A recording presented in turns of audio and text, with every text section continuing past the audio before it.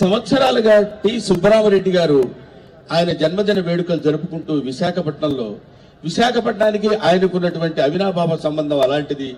ఎన్నో కార్యక్రమాలు చేసి ఇవాల్టి వరకు ఒక అద్భుతమైనటువంటి వ్యక్తిగా విశాఖపట్నంలో నిలబడినటువంటి ఒక మహనీయుడు టి సుబ్బరామరెడ్డి గారు. ఇవాల్టి వరకు నటనకి ప్రతిరూపం.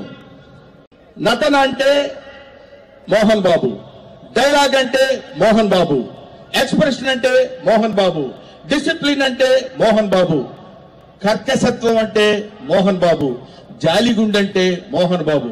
ఈ పాయింట్ ఎవరు జనరల్ గా ఒప్పుకోరు.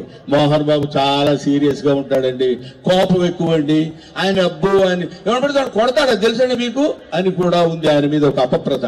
విశిష్టమైనటువంటి వ్యక్తి 40 సంవత్సరాలు పూర్తి చేసుకున్న సందర్భంగా ఇతనికి నవరస నటన తిలకం అనేటువంటి బిరుదిచ్చి ఆయన్ని సన్మానించాలి అనేటువంటి భావన పూజ్యులు టి సుబ్బరామరెడ్డి గారికి కలగటం అభిలషణీయం, అభినందనీయం, సంతోషించాల్సినటువంటి విషయం. 40 సంవత్సరాలు నిర్విరామంగా అద్భుత నటుడుగా డైలాగులో తనకు ఎదురు లేదు, తనకు ధ్యూటు లేదు అనిపించుకుంటూ నటనలో ఎంతో కీర్తి శిఖరాలు అందుకుంటూ ముందుకు వెళ్ళటం అనేది ఆషామాషి విషయం కాదు. అది ఆ రకంగా చూస్తే కనుక మోహన్ బాబు గారు ఇందాక పరుచూరి గోపాలకృష్ణ చెప్పినట్లుగా ఆయన వింధ్య పర్వతం